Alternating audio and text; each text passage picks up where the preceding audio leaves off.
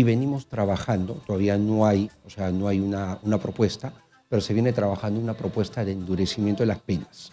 Pero acá, Karina, interviene el Ministerio Público una vez que, por ejemplo, se da una norma, ese Ministerio Público, el que es el titular de la acción penal, y ese Poder Judicial finalmente quien termina dando una sentencia a alguien si encuentra pues que es culpable del delito.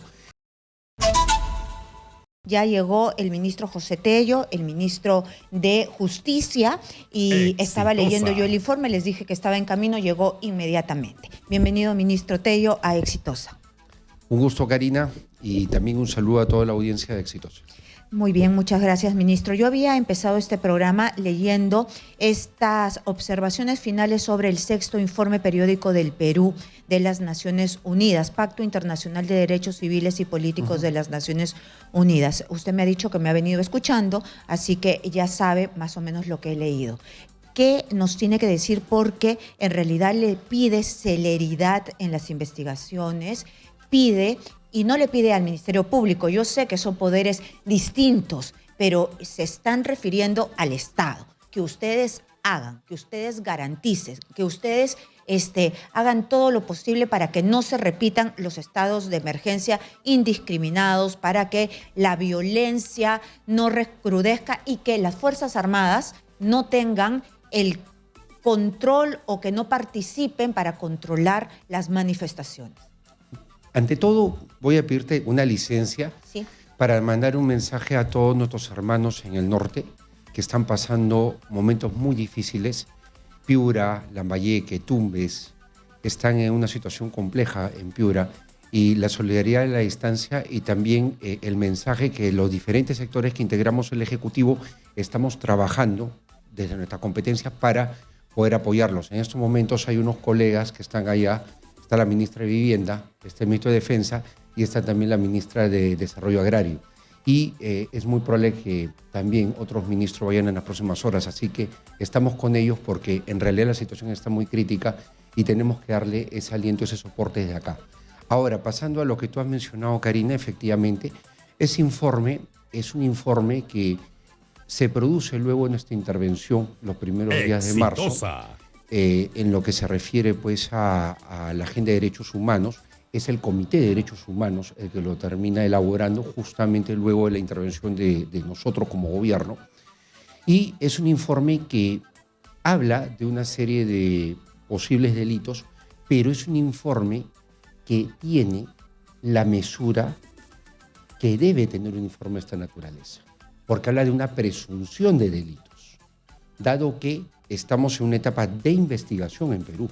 Además, el informe también precisa de que es la instancia del Ministerio Público la que se está encargando de conducir las investigaciones y que obviamente hace votos porque no haya impunidad y que realmente pues, se termine haciendo justicia, que es lo que corresponde porque es lo que se salvaguarda siempre, la vida, la integridad de las personas. Ahora, nosotros debemos tener en cuenta que también en nuestro país se han venido produciendo procesos en torno a este tema de lo que ocurrió, que dicho sea de paso nos sensibiliza la pérdida de vidas humanas a todos.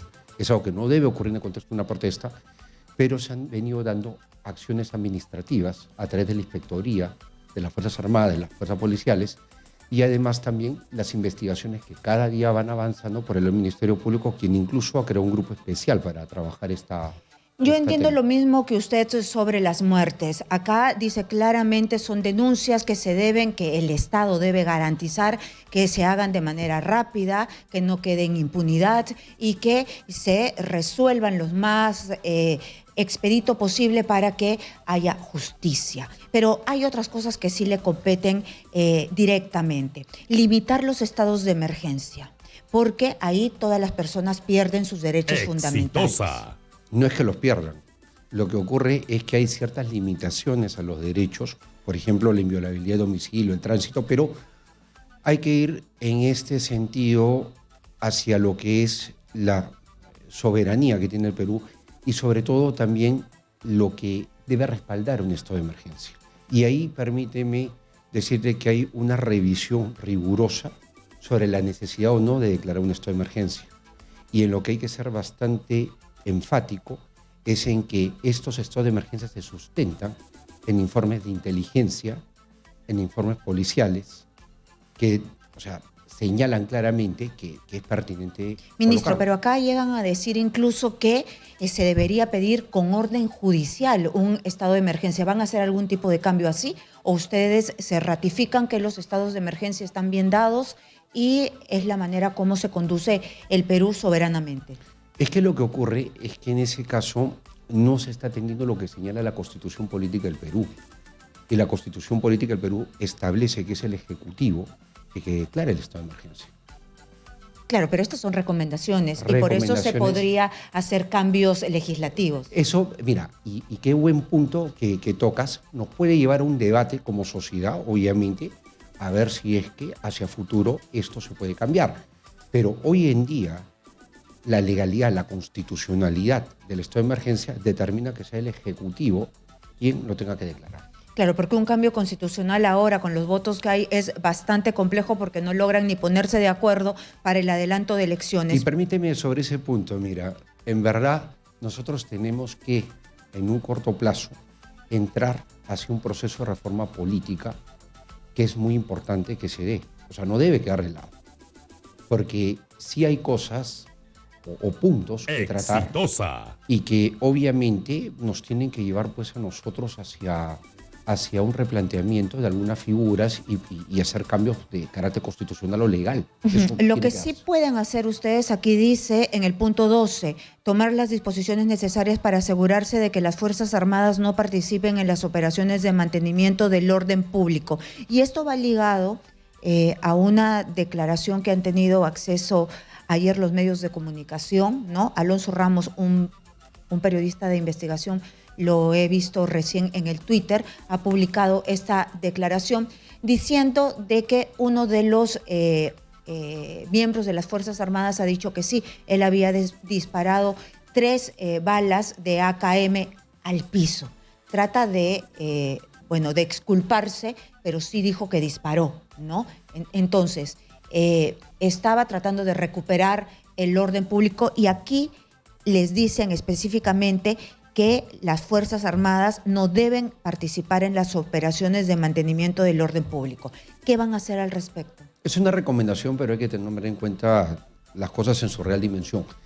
El trabajo que hace el periodista al cual has aludido es un trabajo legítimo, es válido, que haya un periodismo de investigación y que obviamente sostengan ciertos datos que pueden ser parte de lo que es una investigación. Sí, claro, pero es la boca del miembro de las Fuerzas Armadas, pero ¿no? Del soldado. Este miembro de las Fuerzas Armadas está en un contexto de una investigación que se está dando y que la está liderando el Ministerio Público.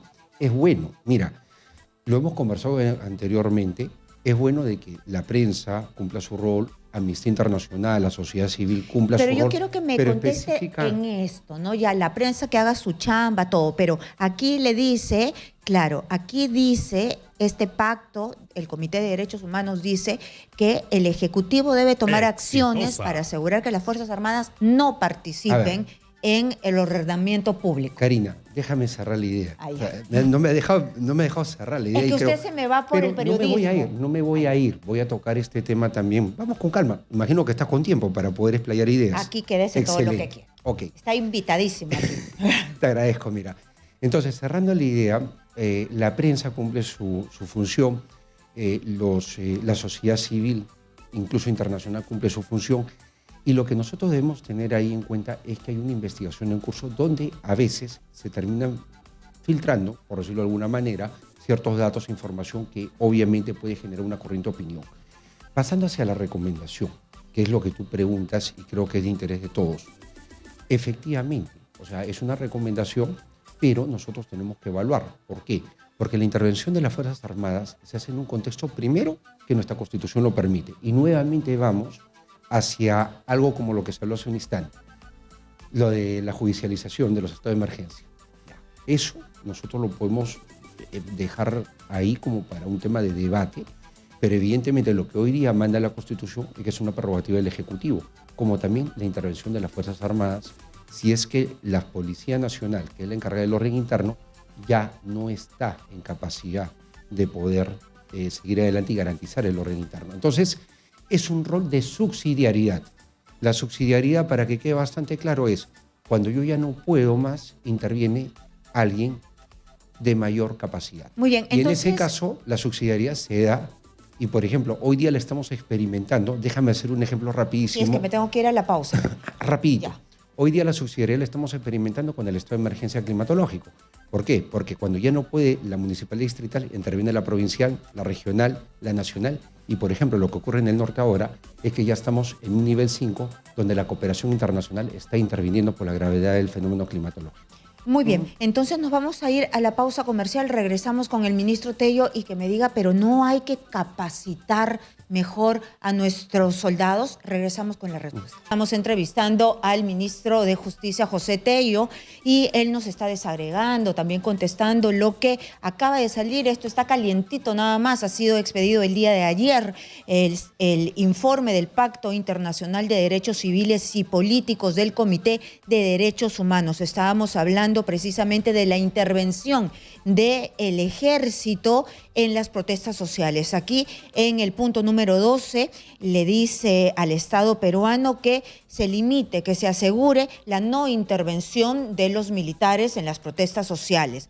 Y nosotros le preguntábamos, antes de que intervengan, ¿no deberían estar mejor preparados? Porque usted me dice la Constitución lo permite, en un nivel cuando ya se le sale de las manos a la policía. Pero para esa intervención, ¿no necesitan una mejor preparación?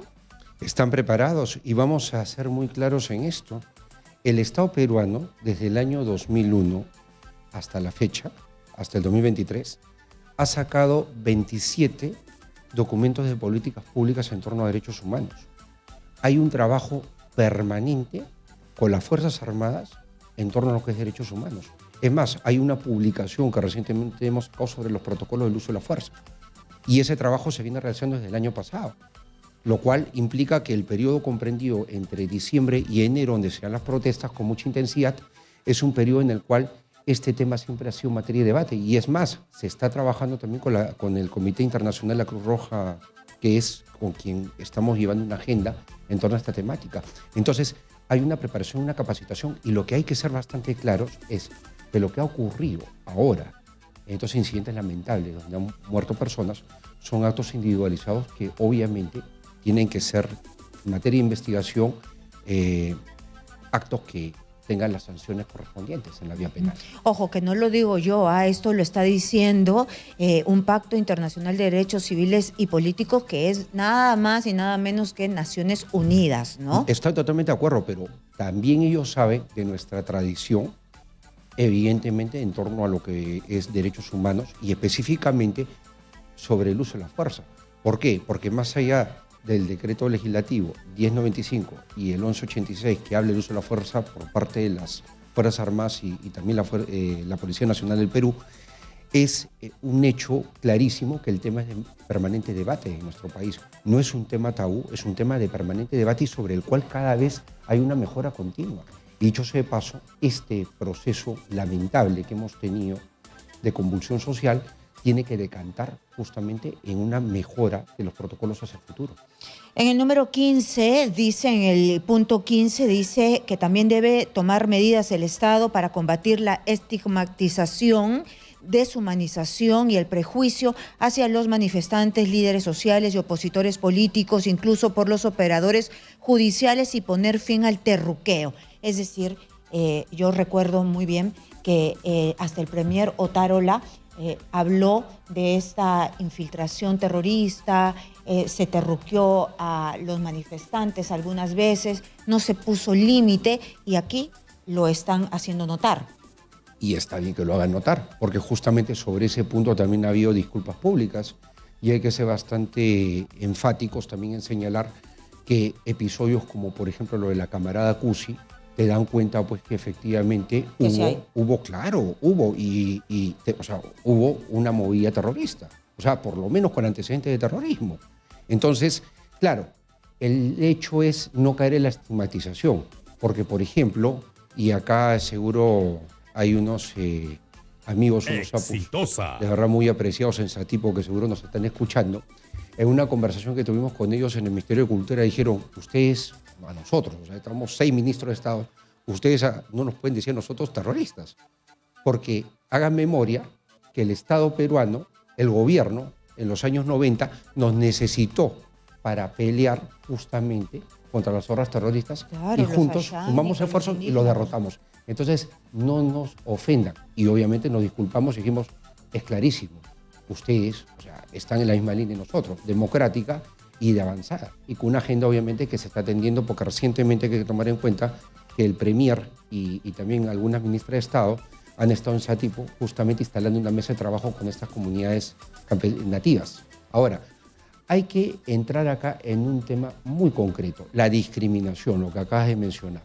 Eso en el Perú es algo que lo estamos combatiendo. Y es más, es una política pública que hacia final de este año va a estar lista porque no viene trabajándose a razón de estos hechos, sino desde ya hace un tiempo. Para el mes de noviembre del año 2022, antes de que sucedan estos hechos, Karina, nosotros ya tenemos un situacional, el cual se ha hecho público en el mes de inicio de marzo, si no me falla la memoria, y está actualmente disponible en el portal del Ministerio de Justicia. A usted me está cambiando de tema porque viene luego un punto donde los han felicitado. Acá este Comité de Derechos Humanos hace referencia a la no discriminación y que reconoce los numerosos esfuerzos del Estado peruano. Sí, porque hay que resaltar también, o sea, es muy bueno, o sea, también ver la crítica porque nos ayuda a mejorar, pero también es correcto resaltar que se viene trabajando porque efectivamente venimos trabajando y no de ahora. Lo que ocurre en diciembre, enero, es, digamos, algo que no hemos deseado, que en realidad es lamentable que haya ocurrido, pero que si lo queremos ver en el camino del Perú, en cada vez salvaguardar más los derechos humanos, es una suerte bache lo que hemos tenido. Porque el Perú viene desde hace años trabajando en todo lo que es derechos humanos. Y hay un trabajo permanente y muy intenso con diferentes actores internacionales. Ahorita, por ejemplo... ¿Dónde quedan los derechos humanos, ministro, de las niñas, ya que usted se ha metido en la no discriminación, en los derechos humanos? Acá yo estoy viendo también que se toman un párrafo completo para hablar de la violencia contra las niñas y contra las mujeres. El Estado debe intensificar sus esfuerzos para prevenir, combatir y erradicar toda forma de violencia contra las mujeres y las niñas. Y hemos visto casos terribles. ¿Qué se hace desde el Ministerio de Justicia para que no pase eso? O sea, se le clavan estacas en la cabeza a una niña, se le corta la vagina a una mujer, se le quema a otra adolescente. ¿Qué se hace? Mira, primero te voy a hablar también como, o sea, más allá de ministro de Estado, como ser humano, como padre, ¿ya? Padre, hijo, hermano, ¿ya? Esas son cosas que en realidad nos demuestran que nuestra sociedad necesita de un trabajo muy intenso, ¿ya? Porque nosotros demostramos una actitud, demostramos con eso que tenemos serios problemas estructurales. Y quiero ser bien prudente con esto. Recientemente en el Consejo de Ministros hemos hablado del tema de la salud mental.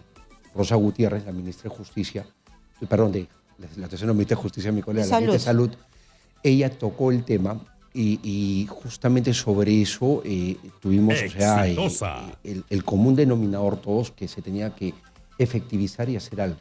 Por eso es que desde el Ministerio de Salud se está trabajando, pero en lo que se refiere a justicia, nosotros tenemos cifras alarmantes.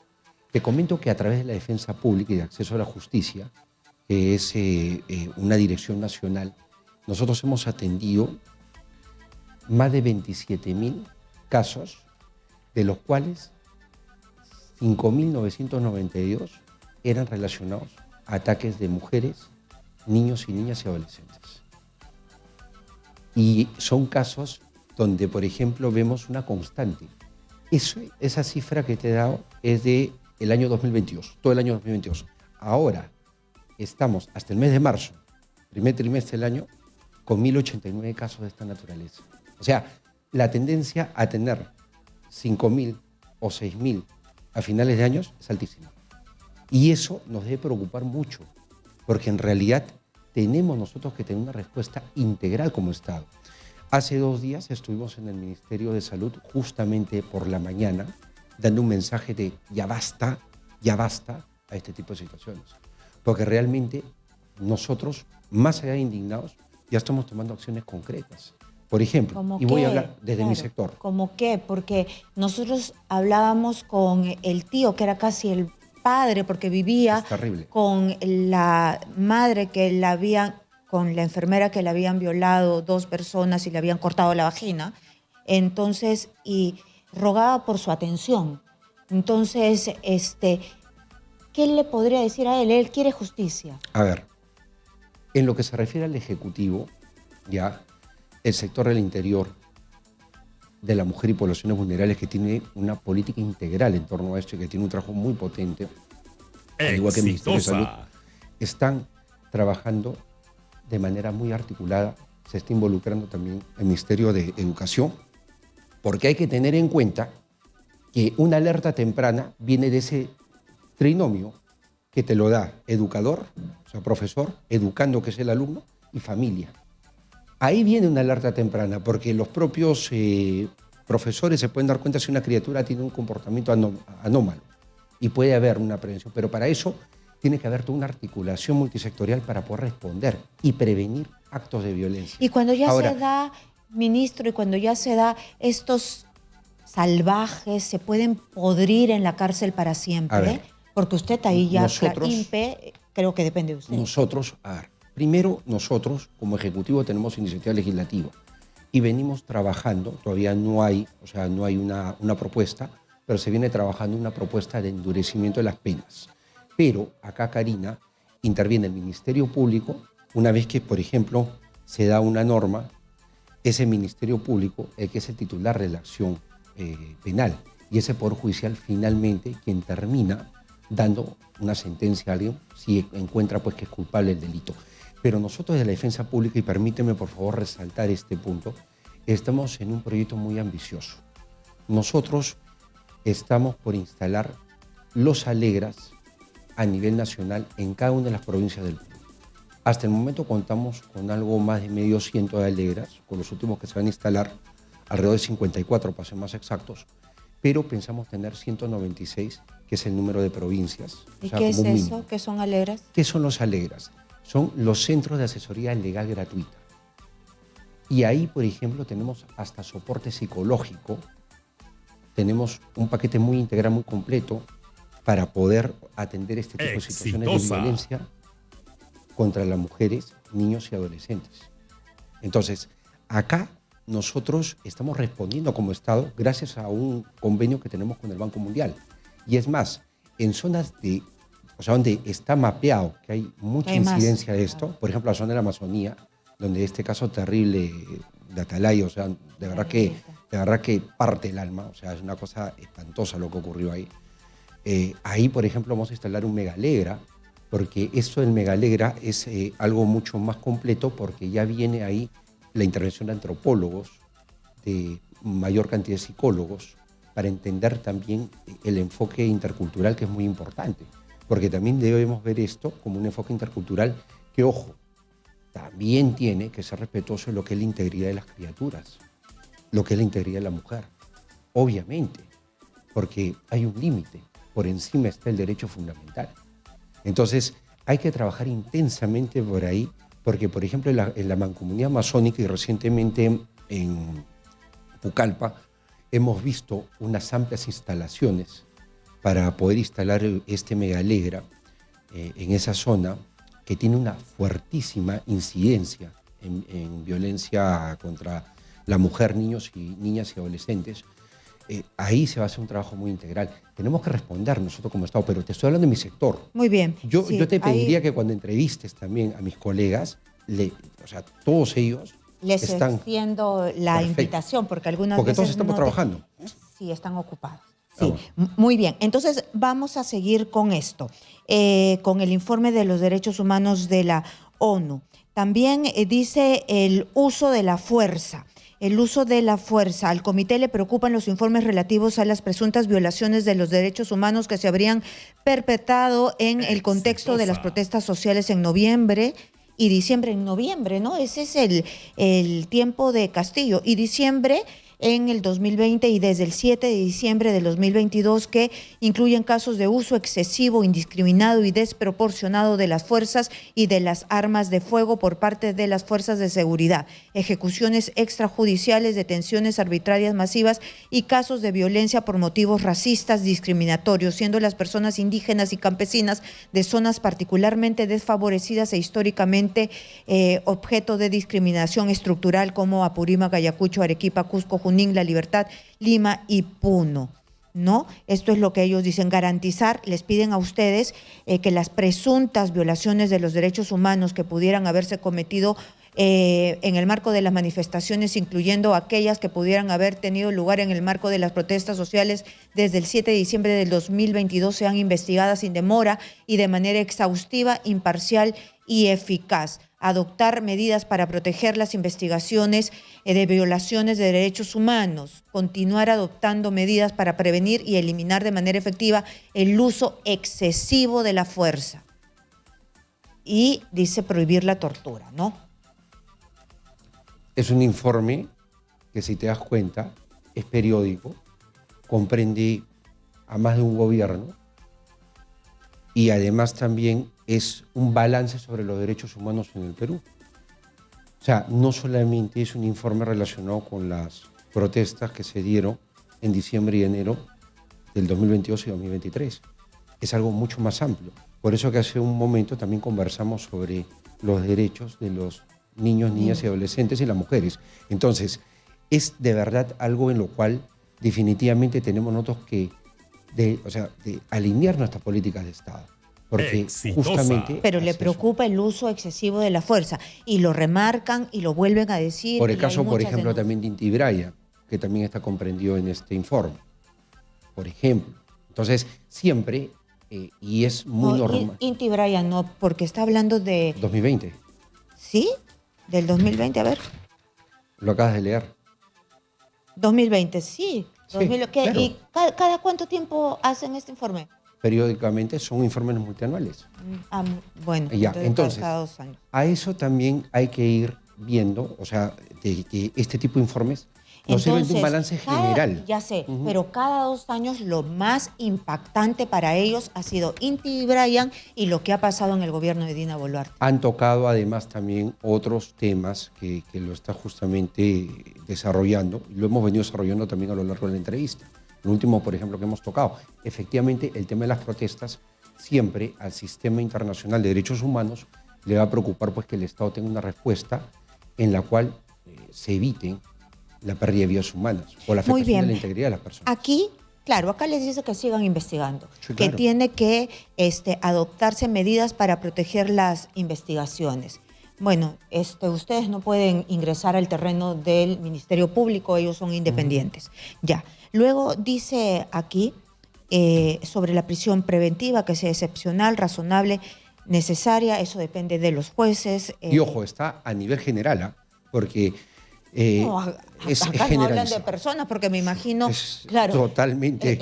Que me imagino que incluso las cárceles están llenas de delincuentes de poca monta que están en prisión preventiva, porque los que más tendrán los verdaderos abogados que no los dejan irse a prisión preventiva, ¿o me equivoco?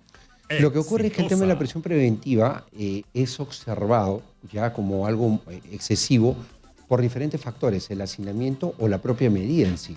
O sea, lo que se tiene que ver es que la prisión preventiva es una medida residual. Si tú realmente encuentras que la persona tiene peligro de fuga, puede obstaculizar el desarrollo de la investigación y los elementos en sí que dan el vamos a la prisión preventiva, el famoso go, vamos a la prisión preventiva, eso hay que hacerlo con la mesura debida, porque efectivamente, pues, o sea, es una medida residual y que se tiene que aplicar cuando realmente se requiere. Acá, para terminar este documento, que como les digo es de las Naciones Unidas y está fresquito, ha salido ayer nada más, el Estado parte, o sea, el Perú, dice, ¿no? El comité se muestra preocupado por la crisis política y social que está viviendo el Perú desde los acontecimientos del 7 de diciembre, el golpe, para que todos tengan la figura completa, ¿no?, de Pedro Castillo, que provocaron el relevo de Pedro Castillo con el consiguiente clima de polarización que vive el país y que son reflejo de las manifestaciones a las que se ha aludido en párrafos anteriores. En concreto, al comité le preocupa que en el desarrollo de los hechos no se hayan respetado los derechos derivados al pacto. El Estado parte debe velar porque el proceso de vacancia presidencial siempre se lleve a cabo de plena conformidad con los principios básicos del debido proceso y juicio justo, con el pleno respeto al artículo 1,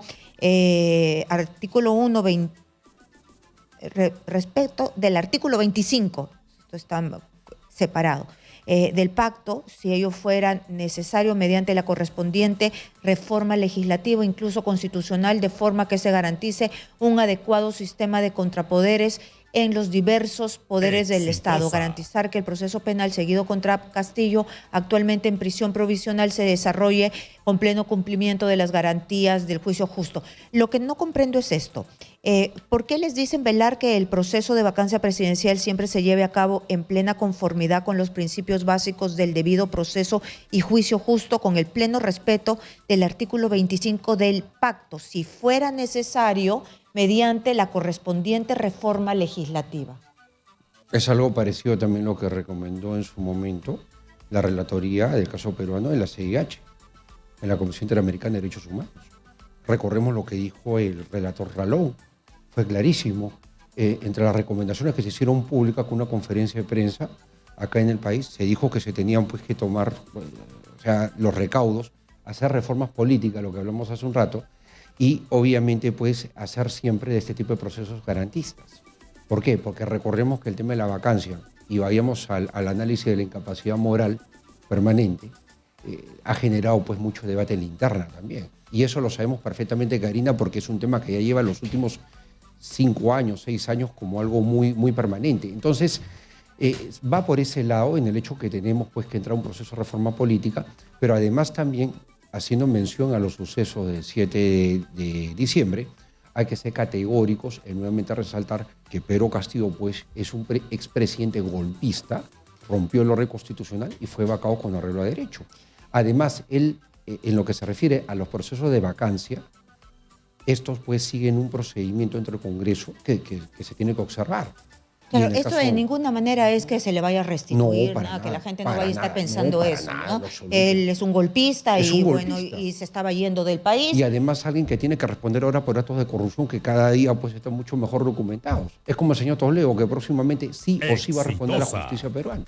Bueno, y el caso de Dina Boluarte, vamos a ver ahora, ella está inmersa en un caso de lavado de activos con los dinámicos del centro. Eso ya lo sabíamos antes que entrara al poder por sucesión constitucional, porque ella fue elegida en la plancha de Pedro Castillo. Pero ahora lo que me interesa es saber, porque usted es un experto en temas electorales.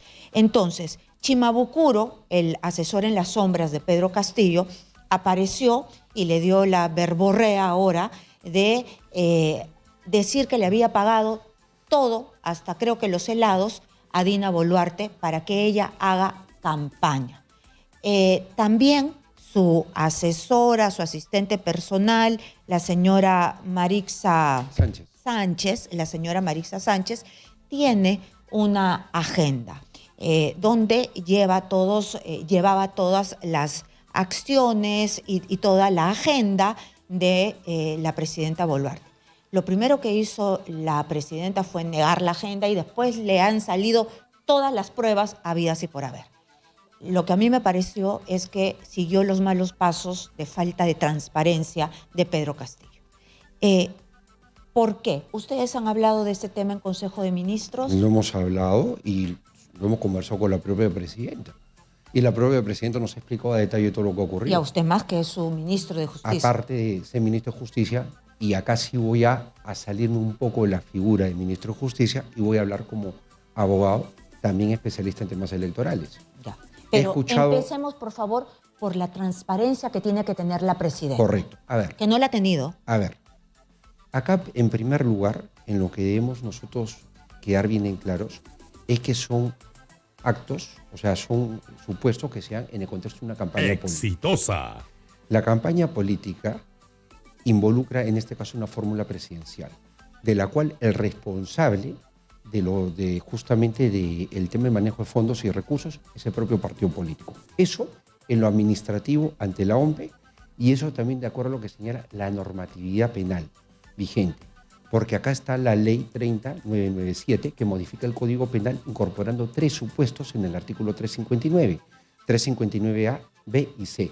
Y con el expertise que tengo en la materia electoral en particular, formé parte del debate en aquel momento, porque tenemos nosotros regulación penal, y con eso ya concluyo este punto, regulación penal en la propia Ley Orgánica de Elecciones y en el Código Penal cuando se trata de temas electorales, y en particular ahora, en el caso de financiamiento prohibido, hay un desarrollo en el cual la presidenta no configura ninguno de los supuestos.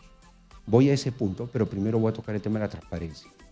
Durante la campaña se dan muchas cosas. Un candidato se puede sentar a comer, puede estar en un hotel y literalmente no se encarga de los pagos que se hacen, ni del almuerzo, ni de una comida, o tampoco del hotel. Está corriendo porque obviamente lo suyo es la campaña, es atender a los medios de comunicación, Pero entonces no pregunta, bueno, no preguntó, pero ¿por qué le mintió al país cuando ya era presidenta y dijo no hay agenda, no hay nada, yo no recuerdo? ¿Por qué todos esos hechos, Karina, están siendo ahora materia de investigación porque el Ministerio Público ha intervenido de acuerdo a sus competencias. Pero vayamos a los supuestos, ¿ya? Porque en eso sí hay que ser bastante claros. Lo que es el financiamiento... No, pero yo le estoy preguntando sobre lo que ella le dijo al país. ¿Por qué negó primero? ¿Por qué negar? Exitosa. Pero ella después ha aclarado. Pero primero mintió. Pero no. Lo que pasa es que en el momento ya ella da una respuesta, pero después la amplía y aclara. Ahora, ustedes en la prensa tienen toda la razón en hacer pues sus investigaciones, y también las autoridades tienen que ser claras y justamente responder a las investigaciones que pudiesen hacer. Bueno, ella no fue clara, ella mintió, ella negó. Te digo, esto es materia de investigación. La presidenta mantiene una línea y todos estos hechos van a ser esclarecidos porque actualmente están siendo materia de investigación en el Ministerio Público. Pero, nuevamente... Nos tenemos que ir a una pausa para terminar esto, sí, y no dejarlo con la palabra en la boca. Vamos a hacer la pausa y regresamos con usted. ¿Le parece? Muy bien, nos vamos a una pausa y regresamos con el tema espinoso de Chimabucuro y el acercamiento con la presidenta Dina Boluarte, con el ministro de Justicia, el ministro Tello. Regresamos. Bienvenidos a Exitosa 95.5 de la FM en Lima, y por supuesto estamos a nivel nacional, costa, sierra y selva. Estamos hablando con el ministro de Justicia, José Tello, y nos habíamos quedado con el tema de Marisa Sánchez, la ex asistente personal de la presidenta Dina Boluarte durante la campaña, cuando la presidenta era candidata en la plancha presidencial de Pedro Castillo, de Perú Libre, ¿no? Y también de las declaraciones de Chimabucuro, que está ahora encausado por el tema del asesor en las sombras, en esta trama de corrupción que tiene el vacado, golpista, presidente Pedro Castillo, expresidente Pedro Castillo. Yo le hablaba de la transparencia de Dina Boluarte, que me parecía que había falta de transparencia. Pero la propia Marisa Sánchez saca que es su agenda, o sea que ella había hecho anotaciones. Y un candidato presidencial, o en este caso a la vicepresidencia, porque recordemos que se quedaron solamente 2 candidatos, candidato a presidente y a vicepresidenta, ante la salida de Cerrón, evidentemente... Por corrupto. Bueno, impedimento de postulación, justamente por eso que se ha determinado en la justicia, hay que dejarlo ahí. Pero si nosotros vemos realmente lo que ocurre en una campaña, un candidato que no lleva las cuentas de su candidatura no está, o sea, obligado a saber exactamente dónde viene el pago de algún tipo de servicio, de algún tipo de consumo que pudiese tener, porque eso hay personas que se encargan de hacerlo, porque es así como funciona una campaña presidencial. Es muy diferente una campaña de congresista o de alcalde o una campaña de gobernador regional, donde ya hay otro tipo de tratamiento porque son candidaturas individualizadas. Y esto forma parte de ¿qué? del proceso que se da de reforma política justamente antes de las elecciones del año 2021. Porque para las elecciones del año 2021 se dio una norma especial, que es la ley 31357, norma especial de elecciones en pandemia. Pero antes era la ley 31346, exitosa, es una norma que modifica de manera permanente, y esa modificación está hasta ahora en la ley de organizaciones políticas. Ahí el tema administrativo, pero en el caso penal, esta norma que se da del año 2000, vamos por partes. La modificación del año 2019 del Código Penal incorpora 3 supuestos, o sea, 3 artículos en el artículo 359 del Código Penal. Incorpora el A, B y C. El A es el que habla sobre lo que viene a ser el financiamiento ilícito. Y no configura porque acá hay un error de prohibición. Y eso está bien desarrollado en la doctrina penal y también en la doctrina electoral. ¿Qué ocurre? En este caso, un candidato que está consumiendo algo, comiendo algo, transportándose o pagando un hotel, no es que sepa que ese financiamiento es un financiamiento ilícito. Pero, ministro, además, también ¿te lo acá, puede financiar un narco, te lo puede un delincuente y tú no sabes? Es que no ocurrió eso. ¿Por qué? Pero tú porque solamente te sientas y ya. A ver, es que justamente hay un responsable del partido político de financiamiento. Y además también hay que tomar en cuenta algo, porque ahora, en este momento ha jalado el tema del lavado de activos. ¿Qué lavado de activos hay si el cuestionado señor Chimabukuro, una persona cuestionada, que en realidad pues está siendo temerario con lo que le viene a imputar a la Presidenta de la República, este señor, este personaje, dice que el dinero vino de su empresa, o sea, el dinero que él usó de su empresa, bajo figuras en las cuales él puede, por ejemplo, tomar parte de sus utilidades, pagarse un sueldo, lo utilizó, pero el dinero de su empresa. Sería limpio. Claro, entonces no viene ni de narcotráfico, ni de actividad de, por ejemplo, tráfico de terrenos, tal ilegal, o sea, minería ilegal, que son actividades que son delitos fuentes exitosa. En un proceso de lavado de activos que hay que tener en cuenta, tiene una legislación especial y está en una ley especial, que es la 1186, o sea, el decreto legislativo. Y entonces, 1106, perdón. Entonces, ahí nosotros tenemos una figura que tampoco va, como tampoco va el supuesto del 359B en el Código Penal, que es el de falsedad en la información que se entrega ante la autoridad electoral. ¿Por qué? Porque la entonces candidata a la vicepresidencia no estaba obligada a entregar ese tipo de información porque eso lo hace el tesorero del partido. Ahora, se habla también de organización criminal. Ya, hasta ahora se sostiene esa tesis de que los partidos políticos configurarían en organizaciones criminales. Recordemos el caso de Fuerza Popular, del extinto Partido Nacionalista y de Perú Libre. O sea, son temas que están en investigación, pero bueno, eso ya es un asunto que no le compete tampoco a Dina Boluarte. Entonces, hay ¿Cómo que no le compete si ella está ahí adentro con la calificación casi de cajera? Por lo menos en esta investigación, en esta última del señor Chimabukuro, porque el otro está siguiendo su curso. Eso es algo que además también, y quiero que se entienda bien lo que acabo de mencionar, en los casos antes mencionados de Fuerza Popular o de Partido Nacionalista, eso también no es algo que haya tenido mayor desarrollo. Y hay que dejar esos casos como antecedentes. A eso yo voy, porque lo que estoy dando es una opinión objetiva ya. ¿Cómo mayor desarrollo? Es decir, estos casos han avanzado porque se presume que a Keiko Fujimori, digo se presume porque todavía no hay una sentencia, y a Ollanta-Humala y Nadine porque hubo coima. Pero están en proceso de investigación, o sea, todavía son investigaciones en curso que se están dando, están siguiendo su trámite. Todavía no hay un pronunciamiento o un criterio en torno a este tipo de casos. Entonces hay que dejarlo ahí, porque es un asunto que nos debe dejar, eso sí, para cerrar esto, ¿no? Para cerrar eso, no hay nada con el presidente. Le han dicho a la presidenta, usted le ha dicho a la presidenta que debe ser más transparente, es decir, no negar algo y después le salen todas las facturas que le han pagado hasta el helado. Nuevamente, la presidenta está siendo transparente. ¿A usted le parece? Dice lo que realmente ocurrió y lo ha aclarado. Y hay que ser también... Tuvo que aclarar porque al comienzo no fue tan transparente. Pero a ver, si luego de que dice ella, y es interesante tu punto, luego de que dice ella algo y después aparecen documentos, estos documentos ella no los tenía en su poder. Y estos documentos son de personas que, como lo he señalado hace un rato, son los que pueden pagar las cuentas pues, en una campaña. Ningún candidato presidencial, y tú has atendido, tú has entrevistado candidatos presidenciales en muchas ocasiones, Karina. Les puedes volver a preguntar cuando los tengas sentados acá si es que ellos han pagado ese tipo de cosas. No se encargan de eso. No se encargan de eso, ellos están en su campaña. Ellos se mueven de un lado a otro.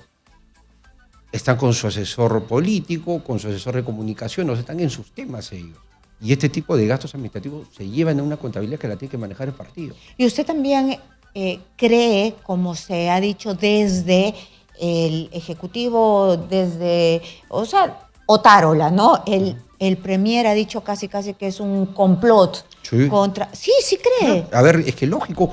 A ver, veamos qué está ocurriendo ahorita. El señor Chimabukuro resulta que recientemente está dando comentarios a diferentes medios ya sobre esta situación. ¿Por qué no lo hizo anteriormente? ¿Por qué cuando Dina Boluarte asume la presidencia de la República? ¿Por qué viene el ataque artero, y hay que ser claro, del asesor en la sombra de Pedro Castillo? ¿Por qué se la verga las cosas, pues? O sea, ella llega a la presidencia, recién el asesor en la sombra, sale la cuestión y la ataca. Por Dios santo. O sea, y lo sabemos perfectamente, tú estás en política porque haces análisis de coyuntura, entrevistas diariamente a políticos, y sabes que en política no hay casualidades. Y acá no hay ninguna casualidad. Este señor Castillo sigue moviendo sus redes, lo ha venido haciendo, lo ha demostrado, y además también este señor Chimabukuro evidentemente quiere atacar a la presidenta en un momento en el cual ella lo que está haciendo es gobernar, porque eso es lo que le corresponde constitucionalmente. Vamos a cambiar de tema, ya tenemos su punto de vista y quiero que me diga qué es lo que va a pasar si es que usted cree que Estados Unidos no pueda agarrar mañana a Alejandro Toledo si es que no se presenta. Podría ser que él huya, se esconda, porque de ese señor se espera cualquier cosa. Sinceramente, estamos hablando de un país que tiene buenos niveles de seguridad. No puedo dar mayor opinión. Estamos hablando de un país que es muy garantista de este tipo de procesos, y me imagino que el señor Toledo, quien ha tenido, sería el término, que ha tenido el desparpajo, y con la licencia, por favor, tuya y también de nuestros televidentes y oyentes, que ha tenido el desparpajo de enfrentar al gobierno americano una serie de recursos dilatorios, que ya la justicia americana le dijo, señor, basta, ya hasta acá no más. Ha perdido en Colombia, ha perdido en California, ya no más. Basta, señor Toledo. Lo que ha determinado el gobierno estadounidense es seguir adelante con un trámite de extradición. Y obviamente porque hay todo el soporte del Poder Judicial, tanto en Estados Unidos como en Perú. Y se está llevando adelante este proceso de extradición. Legítimo, válido, y que es una decisión soberana de los Estados Unidos de Norteamérica, que lo vuelvo a señalar. Este señor, el expresidente Alejandro Toledo, ha tenido el desparpajo de cuestionar en diferentes instancias y dilatar el proceso. Finalmente, ante un pronunciamiento final, vale la redundancia, lo que corresponde ahora es que el señor sí o sí responda ante la justicia peruana. Muy bien, digamos que mañana tiene una luz de decencia, se presenta a las 9. Si no se presentara, permíteme que te interrumpa, va la autoridades, o sea, ya la policía estadounidense... Y lo captura. Ojalá que no se haya escondido, pero digamos, si es que va decentemente, se entrega, ¿cuál es el protocolo que se activa? En ese momento lo que ocurre es que ya él estando recluido en una prisión estadounidense, nuestro Ministerio Público, a través de su Oficina de Cooperación Internacional, envía un equipo con la Policía Nacional de Perú, con la Interpol, y trasladan al señor Toledo desde los Estados Unidos hacia territorio nacional. En ese momento, que puede ser algunos días, corto plazo, en ese momento que el señor Toledo pise territorio nacional, se le deriva a un penal para que cumpla con su pena privativa de la libertad. ¿Y también va a estar en Barbadillo? ¿Alcanza? Podemos inferir que sí, porque todo el mundo está expectante de eso, y por si acaso hay espacio. Hay espacio para que esté cómodamente el señor Toledo. ¿Y por qué va a estar cómodo? En el buen sentido de la palabra, o sea, porque en rigor lo que nosotros tenemos es que somos garantistas de que las personas, incluso el señor Castillo, estén, o sea, en condiciones de... ¿Y todos los demás? Se está trabajando en eso porque hay una política que estamos desarrollando, y gracias también por la pregunta, que estamos desarrollando para enfrentar el hacinamiento.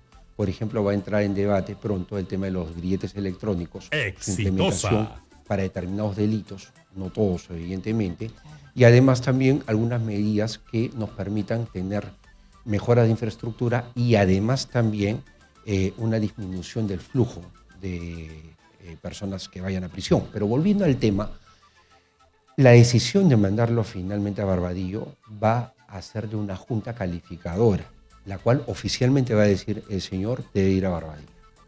¿Y eso por qué? Porque esta junta calificadora es la que determina a dónde va cualquier detenido indistintamente. Recientemente esta junta lo hizo con General Alvarado, por ejemplo, con el exministro.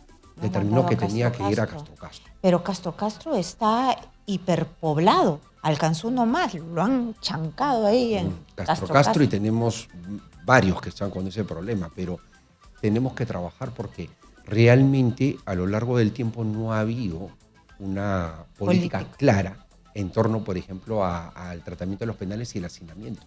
Y efectivamente estamos en este gobierno viendo, y van a haber noticias en los siguientes meses, de tomar acciones muy concretas en torno a eso.